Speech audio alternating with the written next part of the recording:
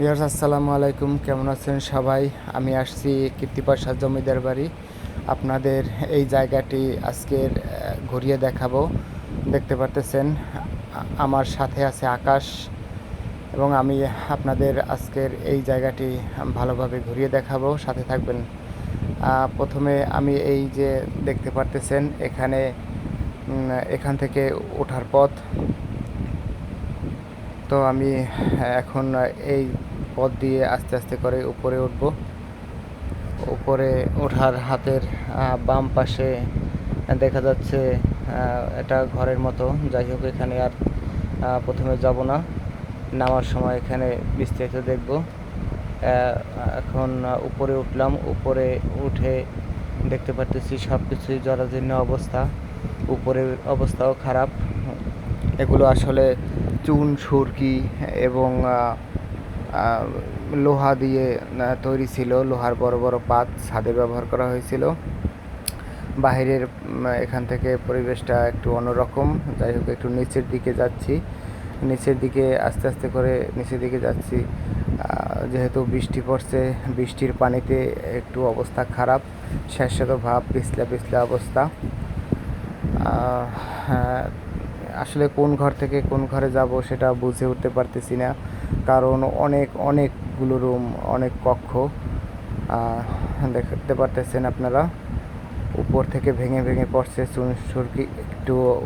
একটু ভয় পেলাম, কারণ জায়গাটি একটু ভাঙা, এখান থেকে ধসে নিচে পড়ছে, যার কারণে এখানে আর গেলাম না। আরেকটু ভিতরের দিকে যাচ্ছি। ভিতরের একটু অন্ধকার অবস্থা। আকাশকে বললাম একটু লাইটটা আমাকে দাও। তো লাইট, মোবাইলের লাইট দিয়ে এখানে অতটা ভালোভাবে দেখা যাচ্ছিল না। তারপরও যাই হোক, ভিতরে অন্ধকারাচ্ছন্ন পরিবেশ, নিচে একটু কাদা কাদা ভাব, পায়ে জড়াচ্ছে। কোনো জীবজন্তু অথবা সাপ এগুলো থাকতে পারে। তার থেকে আরেকটু বাড়তি সাবধানতা নিচ্ছি। তো আরও ভিতরে যাচ্ছি। ভিতরে দেখি কতটা ভিতরে যাওয়া যায়। এখানে একটা সুড়ঙ্গের মতো, আসলে এটা সুড়ঙ্গ ছিল, কারণ এই সুড়ঙ্গটি বন্ধ করে দেওয়া হয়েছে। এখানে এই সুড়ঙ্গ, কারণ এখানে অনেক বিপজ্জনক, বিরাট সুড়ঙ্গ ছিল। এই যে উপরে ছাদ, আমরা চেষ্টা করব এর থেকে আর একটু উপরে ওঠার। চলেন দেখা যাক, একটু যাই, দেখা যাক।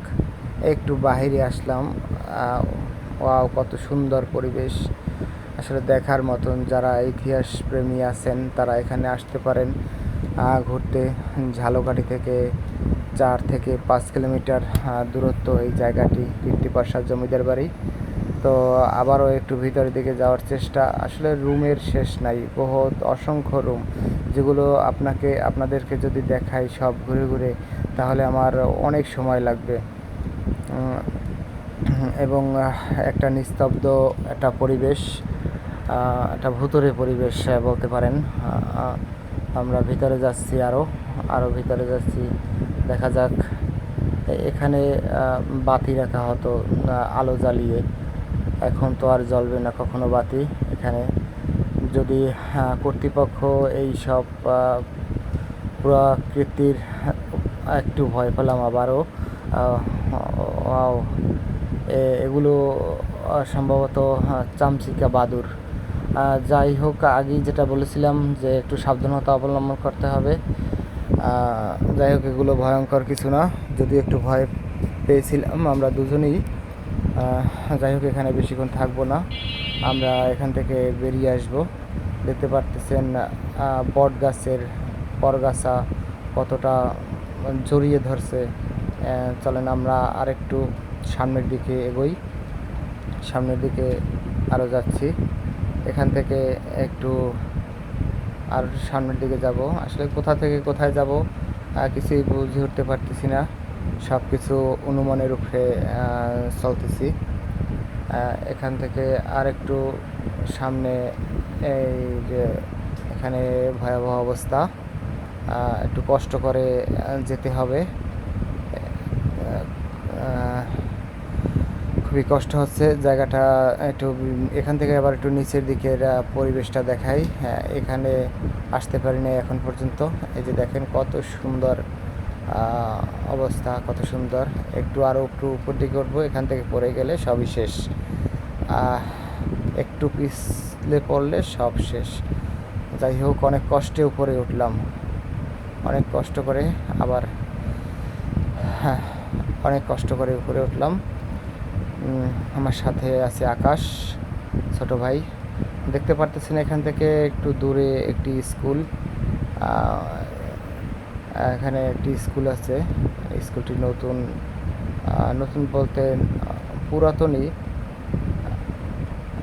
আর একটু সামনে যাই, এখান থেকে একটু নিচে নামি দেখা যাক।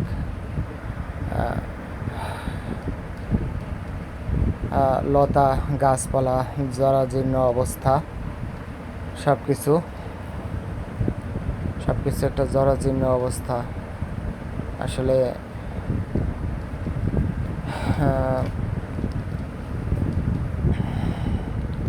দেখতে থাকেন।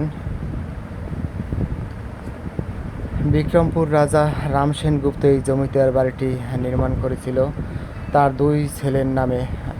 ছোট ছেলের বাড়িটি ধ্বংস হয়ে গেছে, এটি হচ্ছে তার বড় ছেলের বাড়ি। ইতিহাস থেকে উল্লেখ আছে এই জমিদার পুত্রকে বিষ পান করিয়ে হত্যা করা হয়েছিল।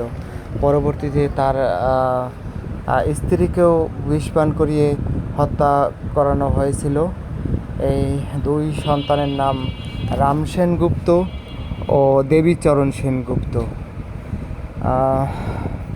বাড়িটির ইতিহাস, এখানে বাড়িটির ইতিহাস আছে অনেক। এখানে সতীদাহ প্রথা চালু ছিল এই জায়গাটিতে, দেখতে পারতেছেন। তো সতীদাহ প্রথা অনেক মর্মান্তিক ছিল তখনকার যুগে। এটা হচ্ছে প্রায় 150 বছরের পুরাতন এই বাড়িটি।